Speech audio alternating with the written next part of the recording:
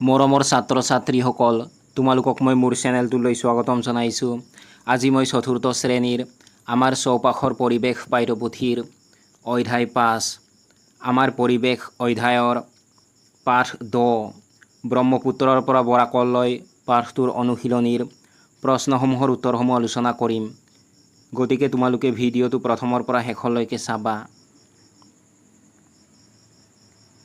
অনুশীলনীৰ 1 নম্বৰত দিয়া আছে, তলত দিয়া প্ৰশ্নসমূহৰ শুদ্ধ উত্তৰ অনুযায়ী কাষৰ গোল চিনটো পূৰ কৰা। ক নম্বৰ প্ৰশ্নটো হৈছে, অসমৰ প্ৰধান নৈ দুখন কি কি?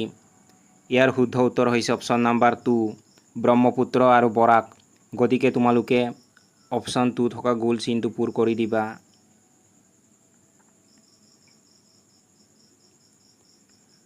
খ নম্বৰ প্ৰশ্নটো হৈছে, ঝুম খেতি সাধাৰণতে ক'ত কৰা হয়?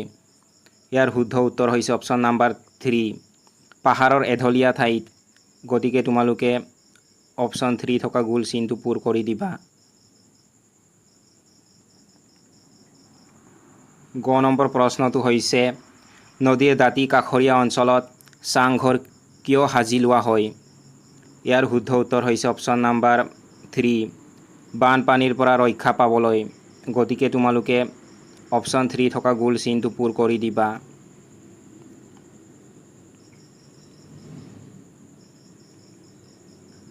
দুই নম্বৰত দিয়া আছে, খালী ঠাই পূৰ কৰা।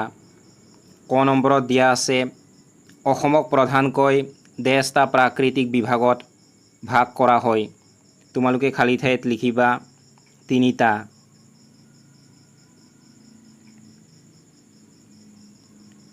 খ নম্বৰত দিয়া আছে, অসমৰ সীমাত ডেছখন দেশ আছে। তোমালোকে খালী ঠাইত লিখিবা 2, অৰ্থাৎ অসমৰ সীমাত দুখন দেশ আছে, সেইকেইখন হৈছে ভূটান আৰু বাংলাদেশ। গ নম্বৰত দিয়া আছে, অসমৰ জনজাতিসকলক ডেছটা ভাগত ভগাব পাৰি।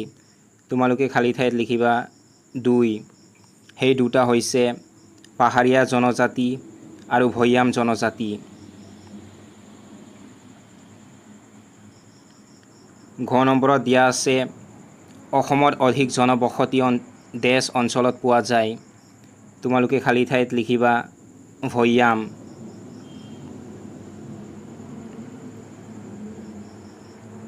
3 নম্বৰত দিয়া আছে, উত্তৰ লিখা। ক নম্বৰ প্ৰশ্নটো হৈছে, চাংঘৰ কেনেকুৱা ঠাইৰ বাবে উপযোগী? তোমালোকে উত্তৰত লিখিবা চাংঘৰ পাহাৰীয়া অঞ্চল আৰু বানপানী প্ৰৱণ নদীৰ দাঁতি কাষৰীয়া অঞ্চলৰ বাবে উপযোগী।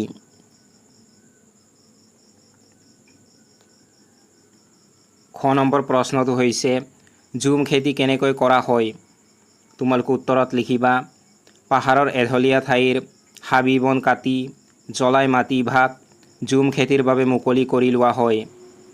এনে ঠাইত সাধাৰণতে কোৰেৰে মাটি চহাই কৃষিভূমি তৈয়াৰ কৰি খেতি কৰা হয়।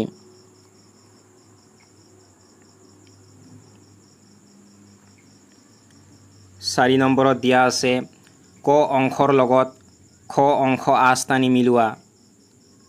ক অংশত প্ৰথমতে দিয়া আছে ব্ৰহ্মপুত্ৰ উপত্যকা। এইটো তোমালোকে খ অংশত দিয়া ব্ৰহ্মপুত্ৰ নদী আৰু ইয়াৰ উপনৈয়ে সৃষ্টি কৰা সমভূমি অঞ্চল এইটোৰ লগত মিলাই দিবা। ক অংশত দিয়া আছে তাৰ পাছত বৰাক উপত্যকা। এইটো তোমালোকে খ অংশত দিয়া বৰাক নদী আৰু ইয়াৰ উপনৈয়ে সৃষ্টি কৰা সমভূমি অঞ্চল এইটোৰ লগত মিলাই দিবা। তাৰ পাছত ক অংশত দিয়া আছে পাহাৰীয়া অঞ্চল। এইটো তোমালোকে খ অংশত দিয়া বাট পথৰ বাবে অসুবিধা এইটোৰ লগত মিলাই দিবা। তাৰ পাছত ক অংশত দিয়া আছে ভৈয়াম অঞ্চল। এইটো তোমালোকে খ অংশত দিয়া জনবসতি ঘন এইটোৰ লগত মিলাই দিবা। তাৰ পাছত ক অংশত দিয়া আছে শ্ৰী সূৰ্য পাহাৰ।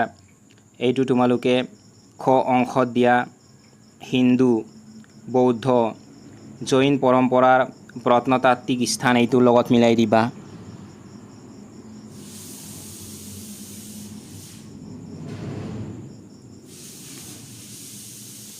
5 নম্বৰ প্ৰশ্নটো হৈছে অসমক নদীমাতৃক ৰাজ্য বুলি কিয় কোৱা হয়?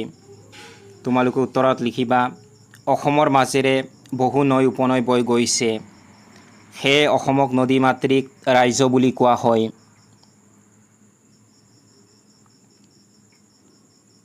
ছয় নম্বৰ প্ৰশ্নটো হৈছে অসমৰ প্ৰধান প্ৰাকৃতিক বিভাগ কেইটা আৰু কি কি?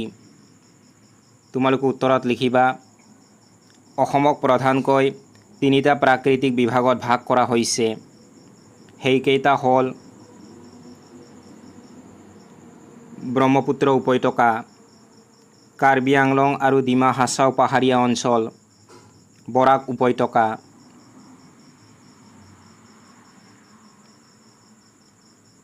7 নম্বৰত দিয়া আছে পাৰ্থক্য লিখা। ক নম্বৰত দিয়া আছে নৈ আৰু উপনৈ।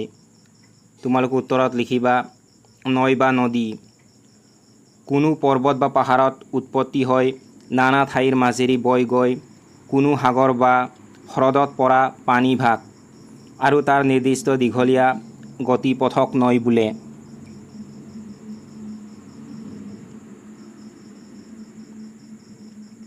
উপনৈ কোনো পৰ্বত পাহাৰ বা হ্ৰদত উৎপত্তি হয় নানা ঠাইৰ মাজেৰে বৈ গৈ কোনো নৈত পৰা পানী ভাগ আৰু দীঘলীয়া গতিপথক উপনৈ বোলে।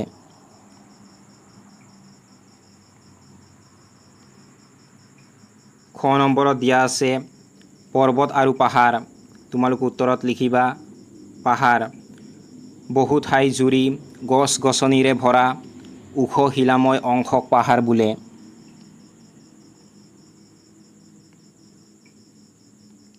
পৰ্বত পাহাৰতকৈ বহু ওখ আৰু বহুদূৰ বিস্তাৰিত হৈ থকা শিলাময় অংশক পৰ্বত বোলে।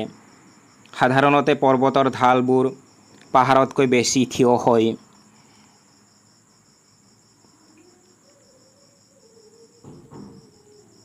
গ নম্বৰত দিয়া আছে মালভূমি আৰু সমভূমি।